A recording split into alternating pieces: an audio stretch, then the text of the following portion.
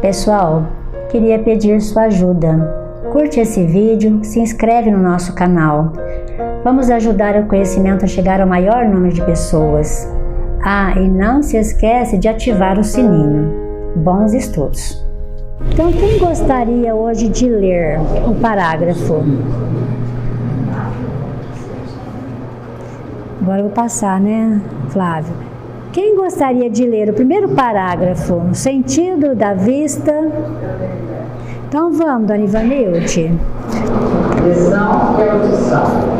O sentido da vista, admiravelmente fixado, passa a permitir a constituição das imagens dos objetos na retina, segundo um sistema de óptico particular, aperfeiçoando-se as células receptoras da luz, cujo impulso nervoso alcança as vias ópticas, transportando as imagens captadas até a profundeza do cérebro, onde a mente incorpora as interpretações que lhes são próprias e analisa-as, plasmando observações para o arquivo da memória e da experiência. Vamos parar aqui, né? Fátima, o que ele fala aqui que é dióptrico? Dióptrico, relativo aos efeitos de refração e da luz. Melhor, relativo aos efeitos de refração da luz. Em óptica, a medida de convergência de lente. Então, olha lá, né? Todos ouviram que a Fátima leu? Então, fica de pé e leia de novo, Fátima, virado para eles agora. O que é dióptrico? Dióptrico, relativo aos efeitos de refração da luz em óptica, medida de convergência de uma lente. Então, nesse momento, quando ele fala que surge, né, o sistema dióptrico,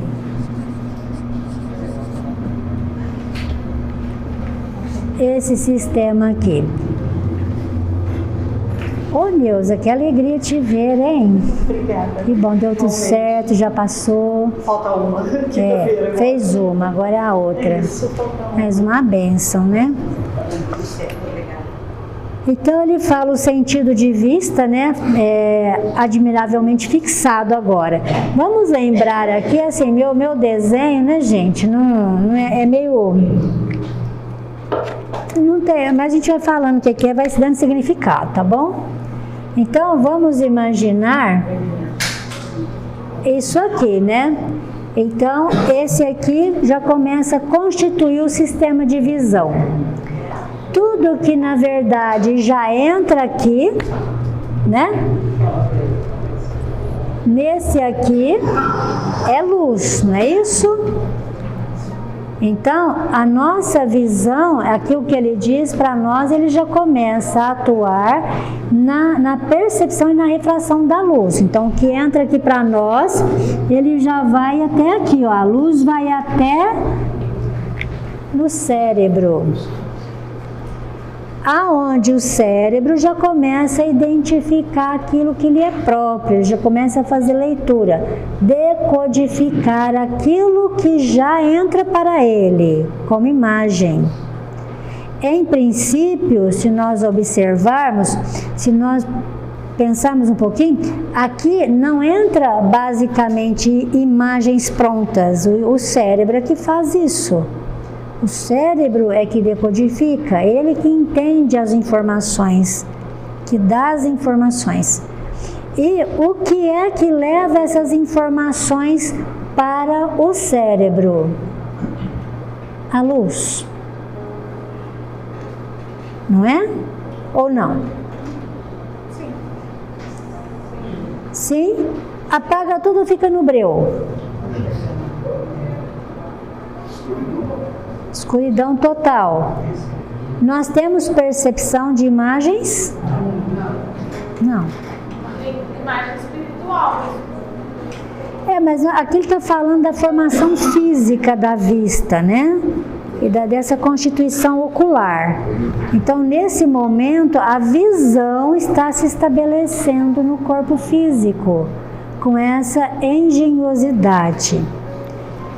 E aí, imagina o que é chegar imagem aqui, informações, que em princípio são informações que nós temos. E essas informações, ela entra aqui e aqui o cérebro é que vai trabalhar essas informações.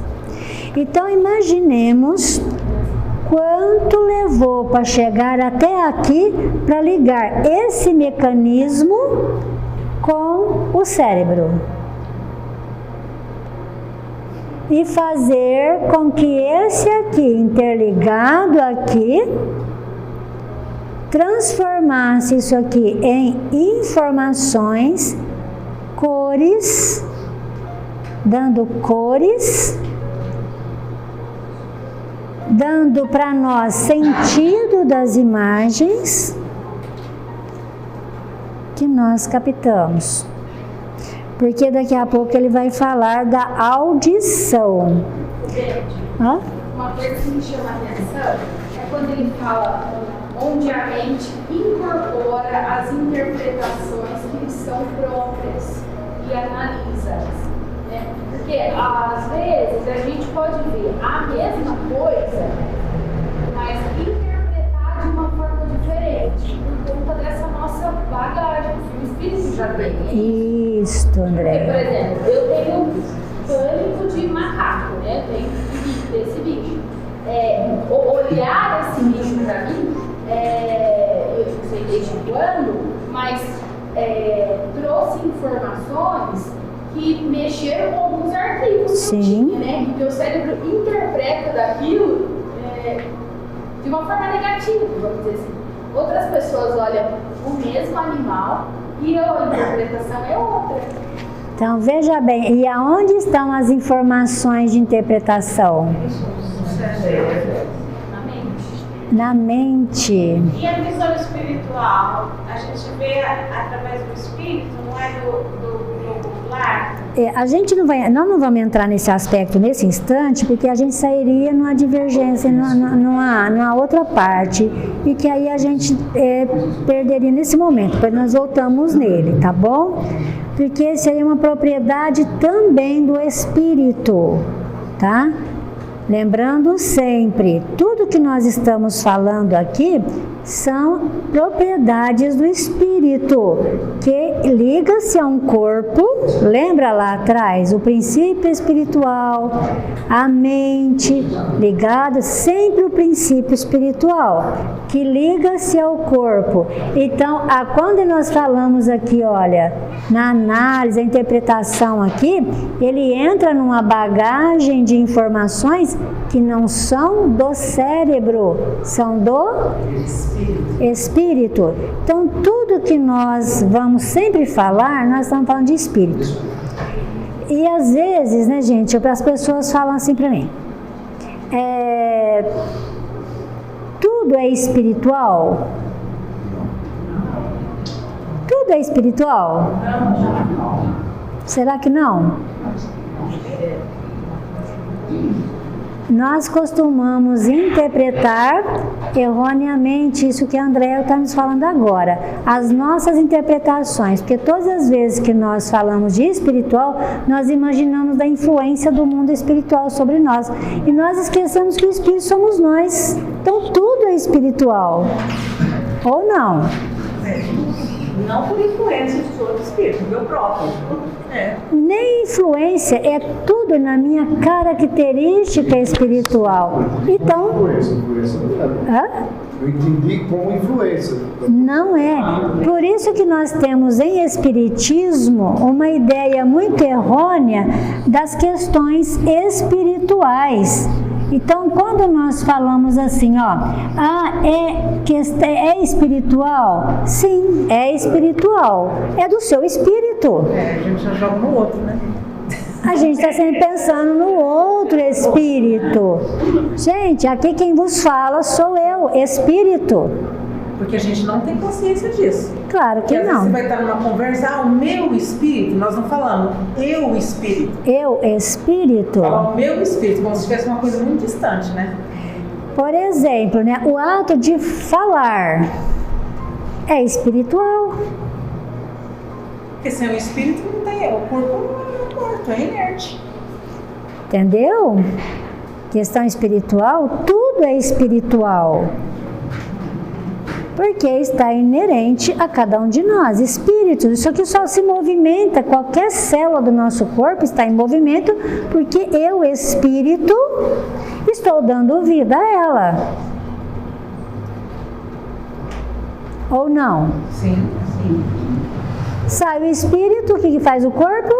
Acontece. Falece. Né? O corpo falece.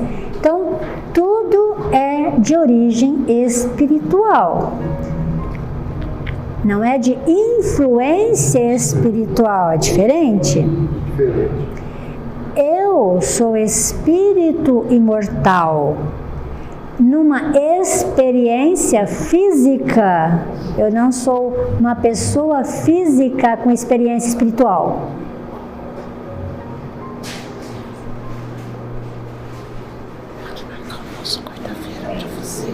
Pode. Pode.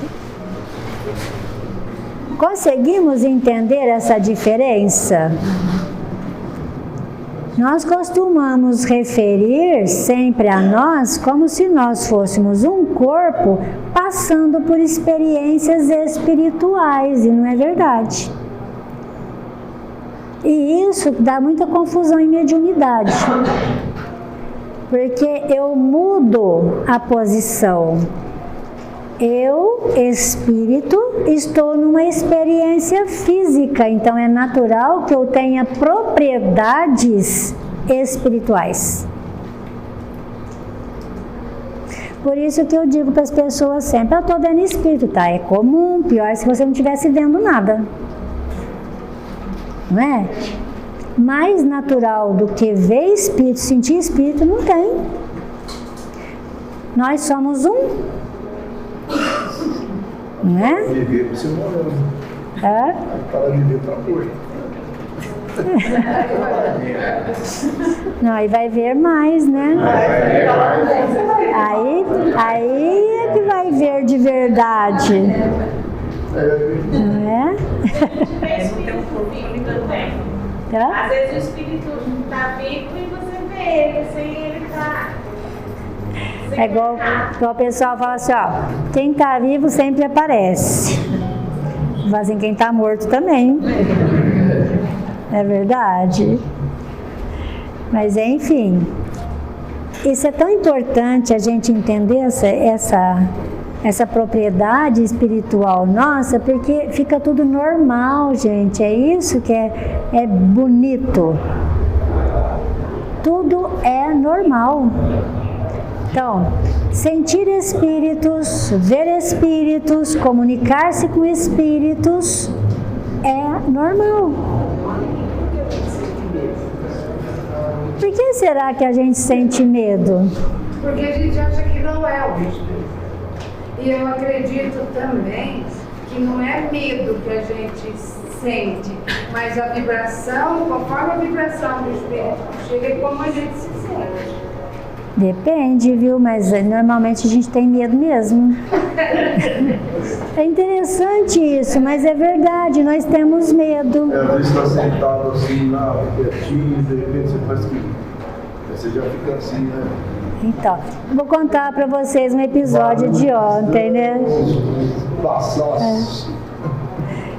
Eu estava na escola ontem à noite, eu fui tratar dos bichinhos à tarde e estava mexendo com os materiais lá para adiantar para hoje, isso já era umas 8 horas da noite, né? Então eu estava na sala assim, Estava sozinha? Estava sozinha. Mas era tudo para cá fechado, né? Aí, tô lá assim, aí quando eu olhei assim, eu vi um animalzinho passar, mas saí da sala que eu estava indo para a secretaria. Me pareceu um gato, que ele é um gato amarelado, meio assim, cor de mel que fica lá, me pareceu ser ele. Mas eu pensei assim, mas onde que ele estava? Que ele não passou por mim, né? Mas ele passou pela porta saindo, né? Na hora me arrepiou. Ui! Esse sentimento imagina a gente. Aí... Entendeu a reação natural nossa? Levantei, né? Eu vou ver. Levantei, fui lá, mas gato também é esperto, né? Eles pulam numa rapidez muito grande. Mas eu falei que ele ia pular na concertina. Ele não passou para cá porque aqui tem um portão. Agora tem um portão de lá. Então ele pula mas ele pula na concertina, isso eu também sei.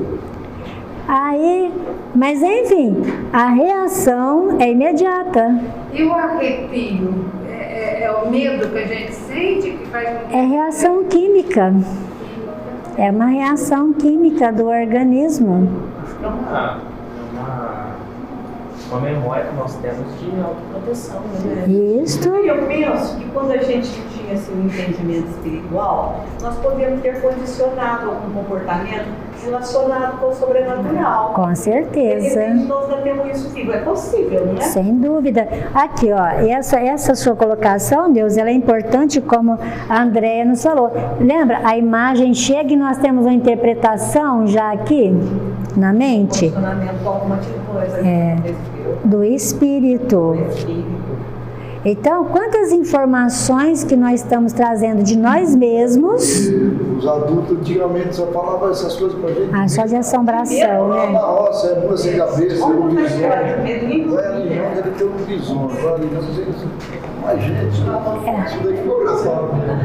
Lá na roça, hein? Era as porteiras, os matabus, sempre tinha problema, né? A porteira, como é que fala? A porteira Assombrada, uma assombrada. A porteira era duro de abrir, não abria, assim, de assombração. Jesus! E os tios da gente colocavam a gente vai ir lá abrir, né? De noite, assim. Eu não sei se vocês lembram aquela história da mulher de branco nos banheiros das escolas, lembra? A loira do banheiro. Eu estudava no Portinari, né? E aí começou a reforma lá e nós descemos lá para o antigo SESI ali embaixo, né? Que o SESI foi bem depois. Mas aquele prédio da Praça Barão do Rio Branco. E à noite, né? Imagina, nós estávamos lá na parte de baixo. Então, aí tinha que essa história aí, né? Rolando naquela época. E ali é cheio de porão, né? Imagina se a gente ia no banheiro sozinha. Até hoje eu vou lá no banheiro, tenho medo. Tá vendo? Isso, né? No prédio do ensaio lá? É. Vou falar pra você. Olha quanto condicionamento que a gente tem. Né? É aquele prédio assim antigo. Eu vou te falar, quando tá tudo escuro pra ir lá no banheiro. Eu sempre entrei sozinha, abri a sala, entrei sozinha. O rapaz que tomava conta lá dos meninos que fazia. Como que chama aquela luta lá? Que o Paulo faz? Jiu-jitsu? Não. Capoeira. Ele falou assim, tem certeza que você entra aí sozinha todo dia? Eu falei, você me lembra da minha sala? Nós temos crendices, né, de lugares sombrios, de prédios antigos, tudo isso são imagens guardadas que estão aqui, né? Uma coisa maravilhosa, né? Isso vai quebrando o nosso tabu. E realmente nós temos medo porque nós não vemos espíritos. De verdade. Nós só percebemos os espíritos, mas nós não vemos. Porque se nós tivéssemos o hábito de ver espíritos desde criança, seria natural para nós. Eu tenho falado, tem um autor, um médium americano, que eu tenho lido as obras dele, o trabalho dele, é o James Van Praagh. Ele, assim, é um médium de percepção, acho que eu já comentei dele aqui com vocês, né? A Cristina até me emprestou o outro dele, né? Agora eu estou com o terceiro. Depois eu vou te devolver teu segundo, tá? Já li ele também. E aí, ele fala uma coisa muito extraordinária lá, né? Ele fala assim que as pessoas colocam o mundo espiritual como se fosse sempre assim, uma coisa assombrada, né? Oi? Nós sabemos que nós não vemos ou que nós não conhecemos?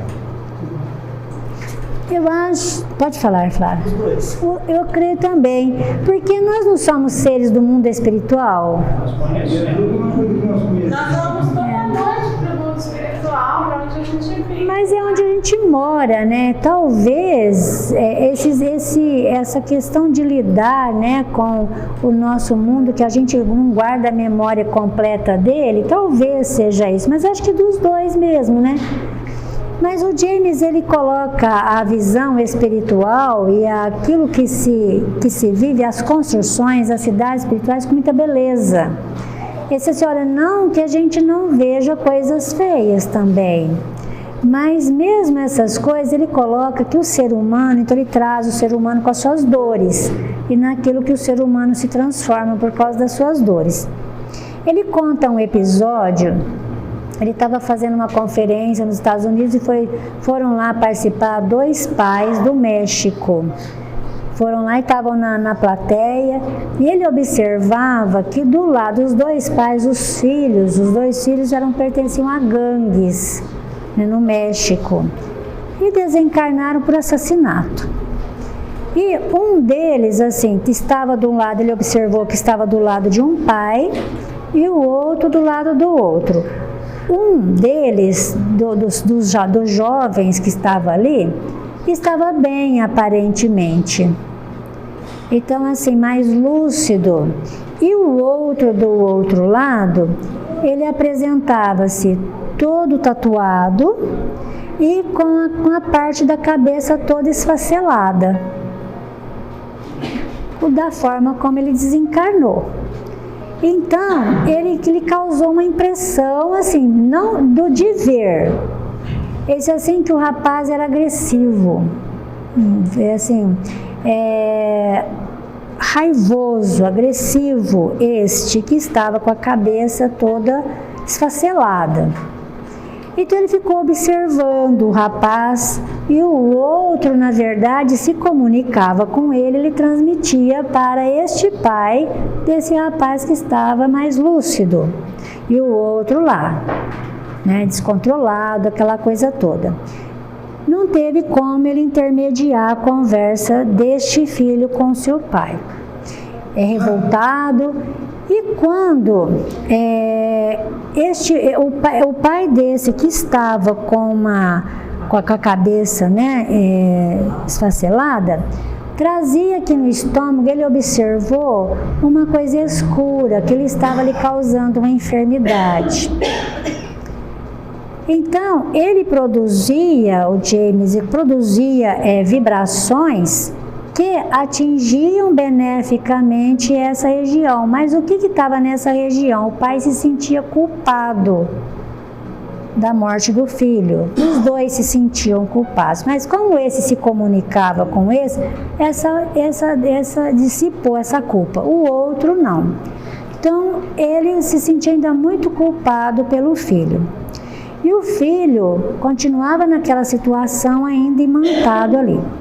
No final, quando ele estava, as pessoas iam lá, porque compravam um livro dele, ele autografava, aquela coisa toda, os dois foram conversar com ele novamente. E aquele espírito estava ainda ao lado do pai. Enquanto ele começou uma conversa com o pai deste rapaz, falando de perdão, falando de circunstâncias que nós precisamos deixar para trás, e começou essa conversa com ele. Ele observou que no diálogo que ele dizia, aquela mancha escura do estômago ia se dissipando. E na medida que ele falava dessas palavras de amor e de perdão, e o pai ia se sentindo mais confortado, o rapaz ia se consertando também. Aquele crânio esfacelado ia se recompondo e as tatuagens sumindo do corpo. quando ele terminou o diálogo, falando de perdão, falando que as oportunidades da vida, o que representa a vida e tudo mais, o rapaz estava inteiro nesse diálogo. Então, o que ele diz? Que o amor é a chave de todas as coisas. Quando você encontra um espírito em situação difícil, é porque ele está precisando de amor. A expressão do amor é curadora. Então, ele fala isso, não tem espíritos maus. Ele falou que tem aqueles que trazem o mal no coração, tem esses que se apresentam em situações difíceis, mas todos são irmãos, são seres humanos, numa situação temporariamente difícil. E olha a visão diferente do que normalmente nós pegamos e trazemos um umbral para a doutrina espírita.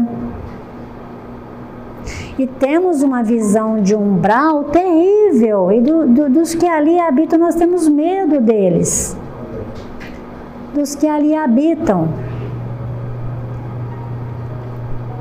Então talvez é por causa disso, nós não vemos espíritos, nós os imaginamos e não vemos os fenômenos do amor, que eles são possíveis de atuar recompondo-os. Então, quando ele terminou o diálogo, o rapaz era outro, e aquela mancha escura que estava causando uma enfermidade no estômago do pai dissipou. E naquele momento estabeleceu, ele diz, um vínculo de perdão entre os dois. Olha a mudança, né? Então, o olhar do James sobre os espíritos é totalmente diferente. A forma com que ele olha, com que ele lida. E também, né, gente, desde os 2 anos de idade, ele vê espíritos. Ver espírito para ele é natural. Ele cresceu assim, né? Não foi um fenômeno da madureza. Na verdade, ele cresceu. Por isso, o espiritual para ele é natural. Né?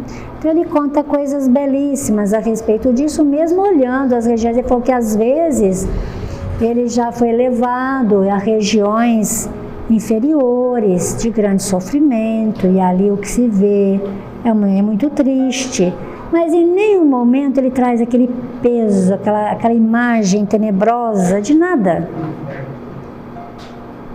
E aí ele fala de que cada um constrói para si mesmo a sua morada. As casas são construídas aqui, ele diz. A casa espiritual nossa é construída, começa aqui, né? Então nós guardamos muito essas memórias, talvez dentro de nós, né, João?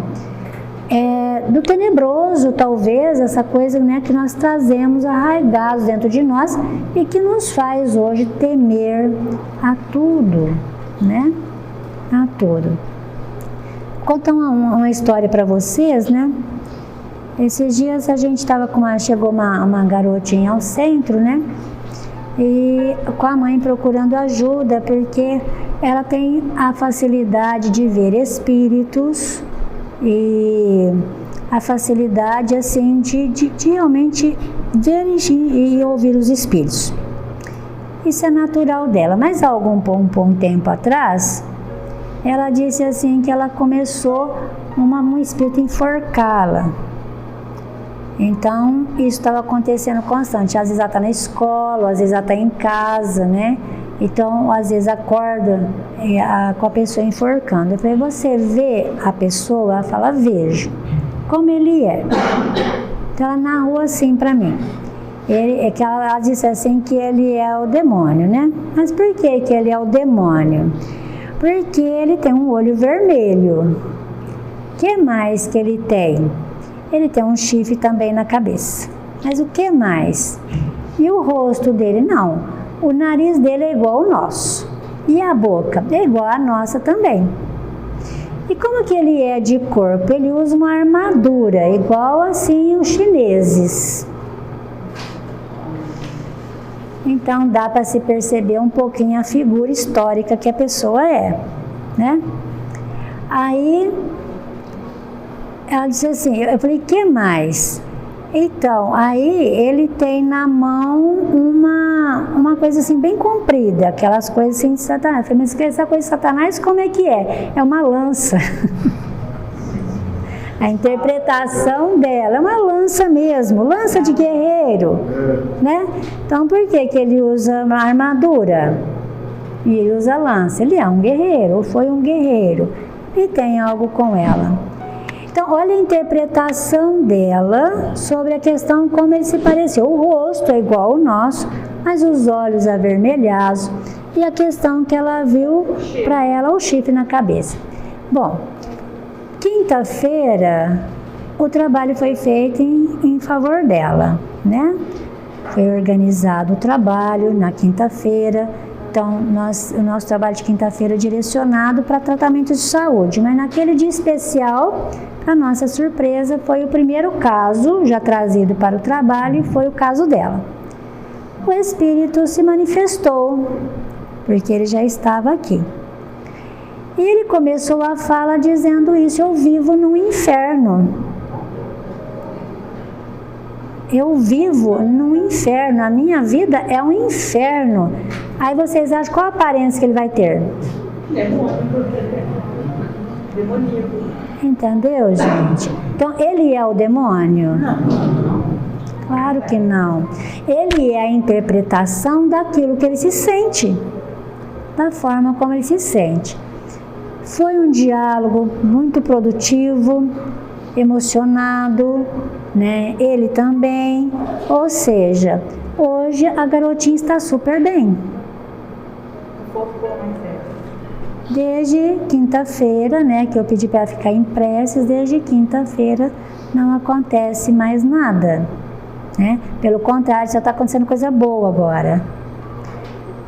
Ou seja, ela tem a mediunidade, ela continua vendo, ou seja, o que ela está dizendo, só acontece coisa boa, ela continua vendo visões, mas não aquela sensação mais. Mas quem era essa pessoa? Veja os arquivos que nós temos, os arquivos que nós criamos. Então, esse arquivo nos acompanha. Então, quando... de encarnação para encarnação, isso vai nos acompanhando. Então, nós temos um arquivo. Então, quando entra uma imagem, aqui para mim uma informação, e vem aqui para dentro, dependendo da imagem aqui, da informação, é aquela interpretação que eu vou ter. Mesmo vendo coisas espirituais, esses arquivos vão influenciar na minha visão. Mesma coisa. Então eu vejo, por exemplo, como a Rosana disse, então eu vejo uma pessoa que está fora do corpo, um espírito desencarnado. Então, de repente, a forma com que ele se apresente para mim é a interpretação que eu vou dar dele, dos meus arquivos, tá? Dos conceitos, porque os arquivos, eles me criam conceitos. Você fala que, então, uma parte do que nós estamos vendo, somos nós mesmos que estamos preenchendo, é isso? Poderíamos ir interpretando, não preenchendo, mas interpretando e analisando, e dando a nossa visão própria. Tem uma lição, eu não me lembro de qual obra, para ilustrar isso. Então ele diz assim, olha, você está daqui e vê lá na esquina duas pessoas conversando. Então, da visão que você tem, essas pessoas estão muito próximas. Você olha para ela e tem uma impressão, elas estão conversando. Mas, dependendo da informação que eu digo aqui, elas estão brigando. Elas estão brigando. Não é?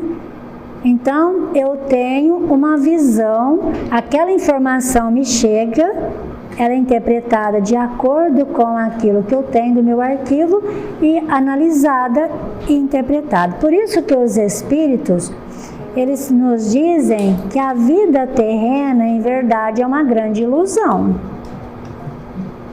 Não é uma ilusão de engano. Tudo que nós vemos não é o que parece.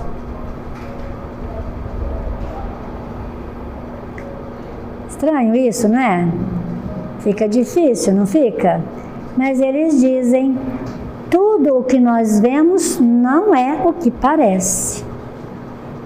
Por que será? Porque muitas das vezes a gente vê uma pessoa que está com um corpo bonito e você vai ver ela espiritualmente e ela é muito feia. Ou vice-versa, ou uma pessoa é feia na hora que você vê ela materialmente, mas na hora que você vê em espírito, ela é muito linda.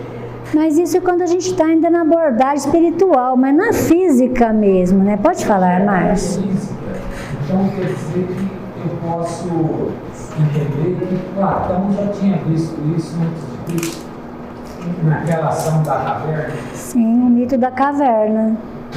Posso entender isso, então? Sim, ele já trazia esse contexto para nós. Esse contexto antes isso. Vamos dizer assim, da explicação divina.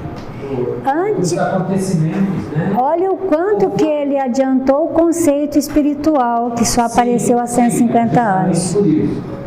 Porque a partir do momento que houve a saída, a interpretação dos acontecimentos dentro da caverna, se mostraram outros, né? Sim. Então eu acho que é mais ou menos isso que a gente pode diretamente entender. Viu como que o pensamento já existe a respeito desses conceitos, né? Nós já temos desde lá de trás tudo isso, pessoas de vanguarda do seu tempo já trazendo esse olhar, né? Então nós vamos olhar sempre uma informação interpretada pela nossa bagagem. Toda ela. E isso na relação humana, gente, tem uma importância assim, fundamental. Quando a gente às vezes está num processo de discussão, de repente alguém fala alguma coisa, a gente fica sentido e a pessoa fala assim para nós, mas eu não fiz isso para te magoar, eu não falei para te magoar, não é isso? E a gente diz, não, falou sim. Nós estamos numa interpretação.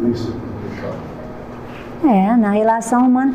Por que que Jesus fala da pureza? Né? Do puro, ter puro coração. Quanto mais o coração se purifica, e purificação do coração significa destituir as interpretações, os julgamentos, os conceitos. Isso é pureza de coração que Jesus falou. Quando a pessoa entende desse jeito, não adianta você querer perder que não consegue. Entendeu? Então está aqui, olha, a hora que a gente destitui conceitos, interpretações, julgamentos, o nosso coração está puro. Então aquela informação que me chega é o que é.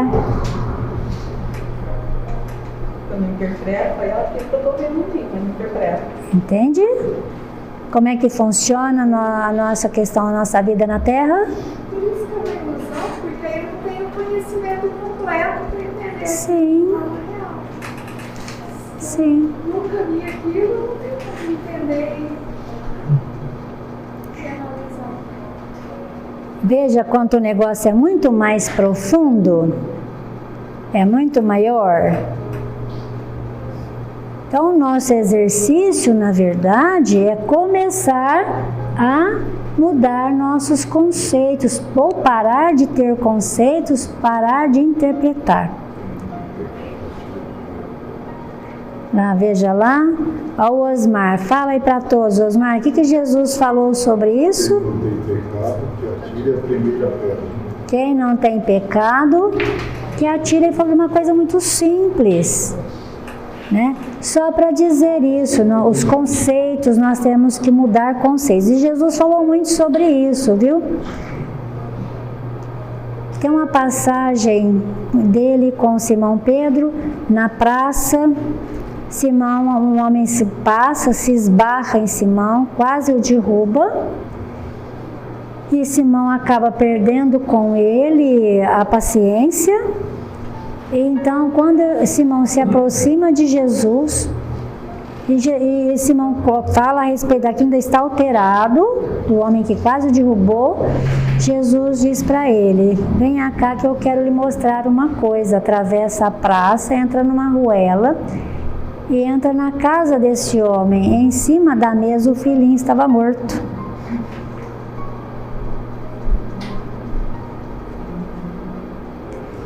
Então Jesus trabalhava essas coisas com aqueles que estavam ao seu redor, conceitos. E o Emmanuel, ele fala uma coisa muito assim especial, assim que nós não podemos, nós começamos a mudar esses conceitos, que nós não podemos julgar, porque nós nunca somos capazes de analisar até quando que uma pessoa lutou para cair, ou para não cair. Nós não somos capazes de analisar isso, né? E o Evangelho é muito rico em nos dizer que a verdade só Deus sabe. Do todo, nós não conhecemos o todo, não conhecemos o ontem. Nós só conhecemos o que nos apresenta no dia de hoje. Mas nós estamos cheios de imagens refratárias, tá? Que é o que ele nominou aqui, né, de dioptrico, que são as imagens refratárias, que refletem. Eu tenho que botar uma coisa, está dentro dessa lição, eu tenho percebido o seguinte: nós andamos pelas ruas, as pessoas estão muito alienadas, elas estão desligadas, não está concentrado aqui, não sei, está estranho. O pessoal, dá um negócio de passar farol vermelho, o pessoal é tudo, não é carro, é moto, é ciclista. É pessoa a pé. Eu parei o carro assim no meio da avenida e fiquei esperando os 3 ciclistas baterem no meu carro. O farol veio ali na Luísa. Por sorte, um conseguiu sair, o outro bateu no pneu e o outro senhor veio parar na frente do carro. Gente, olha, eu vou falar, tá sério o negócio. Eu falei, moço, o senhor não viu o sinaleiro? O senhor sabe, o senhor me desculpa, eu estava olhando para a casa da minha mãe. Eu falei, gente, não. E vinham vindo os 3 assim, cantando, sabe?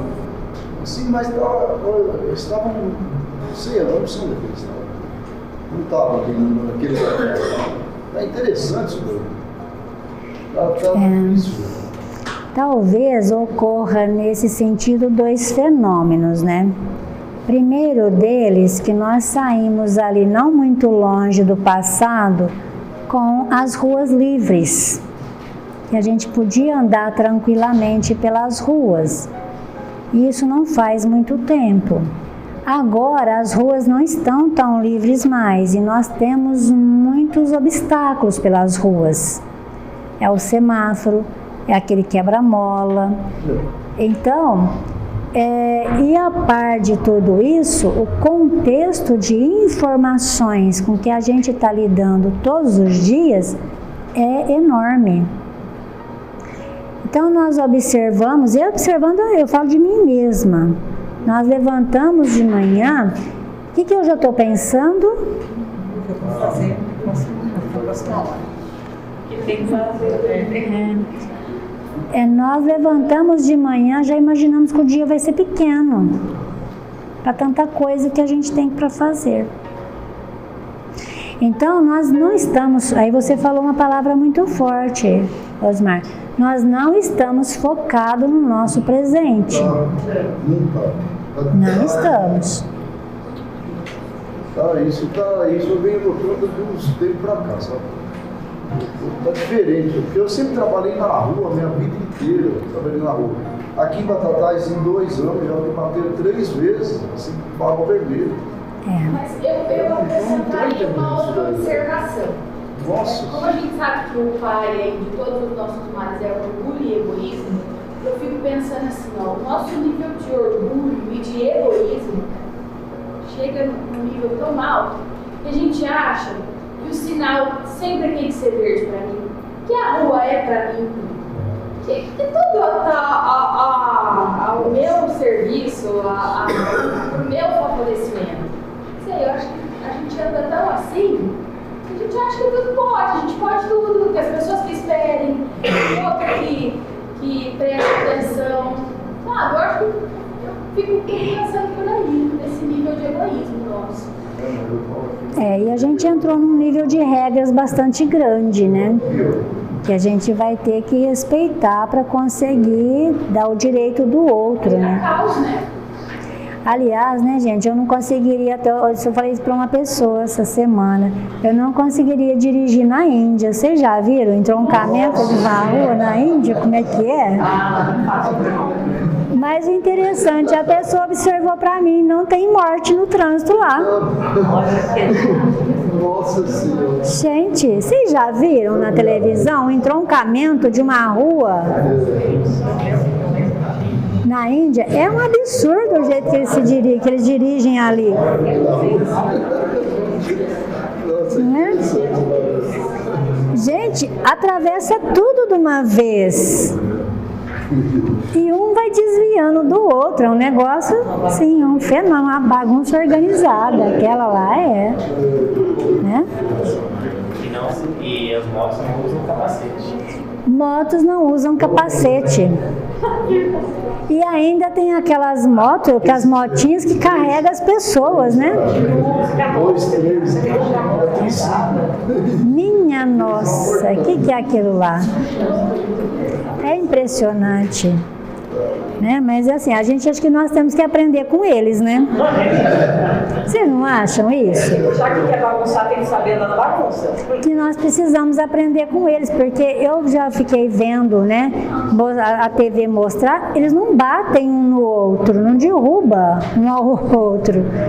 É uma coisa extraordinária. E a gente, assim, você vai no carro, você bate um no outro na esquina, com a maior facilidade, tá só dois, você bate nele ainda. Né? Precisamos ter aula com eles, fazer uma experiência, vamos viajar lá para a Índia um dia. Por que não? Fazer uma excursão para lá. O problema lá é a poluição, né? Nova Delhi, sempre está em estado de alerta, que as pessoas lá têm problema muito sério com a respiração. E aí, quando volta para as pessoas idosas, estão aconselhando para ter muito cuidado nas viagens para lá, porque o ar lá é altamente poluído. Além disso, né, eles têm uns conceitos, umas crenças bastante arraigadas, né? Ontem acho que não sei se começou ontem ou quando começou uma matéria, né, no Fantástico sobre a Índia. E lá o rio é uma deusa para eles, né? Aí no rio eles tomam banho, eles jogam os cadáveres, fazem as necessidades no rio, porque para eles sujar é ir na privada perto do templo. Isso que é feio, que é sujo. Mas no rio não. Então o rio da Índia é o rio mais poluído do mundo. Só tem o rio lá que é limpo. É porque teve um episódio lá com a rainha, e a rainha amaldiçoou o rio. E lá, maldição é levada a sério. Então, ninguém entra nesse rio porque ele é amaldiçoado. Então, o rio tem peixe. Maldição boa, né? Olha só. Então, o rio tem peixe, tem as aves migratórias, a água é limpa. Oi? Precisa aqui. Encarnar aqui, né? É igual o Padre Germano. Vocês já leram a obra da Amália Domingos Soller, Memória do Padre Germano? Já li, já. Vale a pena ler. É um livro adorável, assim, conta a história de um padre, e esse padre médium, né? E ele fala que no clero tem muitos médiums, isso é natural, que eles aprendem, mas muitos não aceitam isso. Então ele trazia mediunidade desde cedo, mas ele optou pela carreira eclesiástica, né? E lá permaneceu nela. E aí, por conta assim dele, das questões dele, do jeito dele ser, aí um dia o bispo mandou ele para uma cidadezinha, uma cutelinha bem afastada mesmo, é pobre de verdade. As pessoas lá não tomavam banho, então tinha muito problema com peste, com doença. E ele ficou pensando o que ele faria para conseguir melhorar o meio daquelas pessoas. E aí, ele assim, muito dotado de caridade, ele estava sempre atuando, né, com os enfermos, periferia, tanto que teve um período lá que aumentou muito a peste e tinha muitas pessoas doentes. E ele disse assim que ele convocou a população para ajudar a cuidar dos doentes, e foi uma surpresa para ele. As pessoas que apareceram para cuidar foram as prostitutas, que foram as pessoas que se voluntariaram para cuidar dos enfermos. Foi um trabalho muito árduo, mas ele notava que as doenças nasciam por causa da falta de higiene, isso aumentava muito as doenças ali. Então ele falou assim, ele pensou com ele, como que ele vai fazer para aquele povo tomar banho? Então, tinha um pequeno riozinho, e ele então começou a dizer assim para o pessoal, isso intencionalmente: se as pessoas tomassem banho, se molhassem naquela água, aquela água era santa, sabe? Então aquela água fazia milagre. E ele cercou lá, fez um pequeno laguinho, virou uma fonte. Então as pessoas iam aí se banhar. Então ele conseguia que as pessoas fossem lá se banhar. E isso começou a trazer saúde, né, na pequena vila. E aí o bispo ficou sabendo dessa questão da fonte dos milagres. Já quiseram erguer uma capela lá, né, aquela coisa toda. E foi para lá. E aí, o bispo queria mostrar para as pessoas que a água realmente dali é uma água milagrosa, aquela coisa, começou a beber água, a beber muita água. E aí o padre Germano falou assim para ele, olha, não beba tanta água assim, você vai morrer. Mas por quê? Não era que ele estava vaticinando isso, ele sabia que o bispo tinha um problema de fígado. E era grave, ele não podia tomar muita água. Então a água para ele tinha que ser dosada. E não é que na volta ele morre mesmo. Aí ele virou milagreiro de verdade, né? Aí imagina o que virou a cidade. Mas, nesse caso, né, como a rainha lá do Rio, na Índia, ele usou intencionalmente, né, a superstição popular para trazer saúde ali naquela pequena vila de tanta miséria. Então, pouco a pouco, na verdade, ele conseguiu fazer algumas mudanças ali, né? Mas utilizando a superstição e a crendice, né? Bom, e aí o próximo é a audição, né? Que ele fala alicerçando-se em órgão mais complexo ainda do que a visão. Esse nós vamos deixar para a semana que vem, tá bom?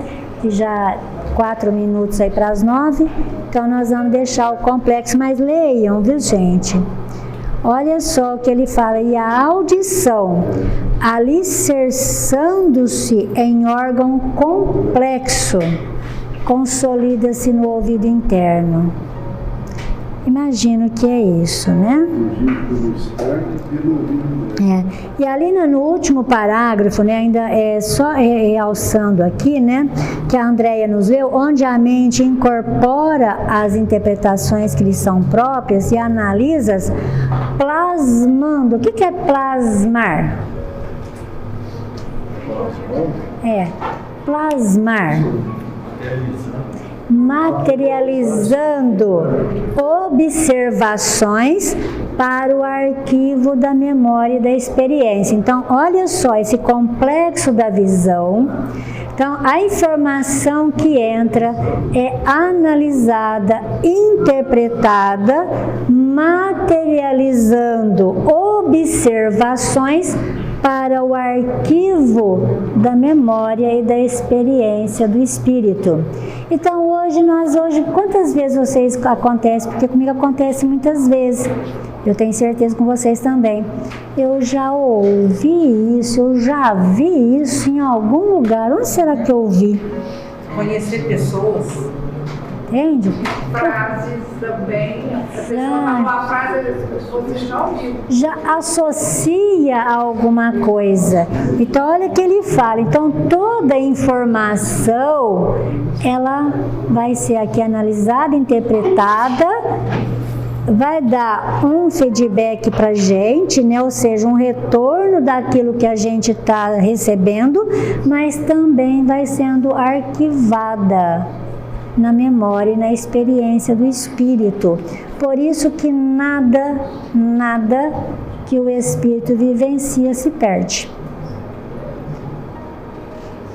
Então, todo aquilo, o arquivo, vai ficando guardado, vai se materializando, vai ficando no arquivo da memória, e é isso que é onde o espírito ganha experiência.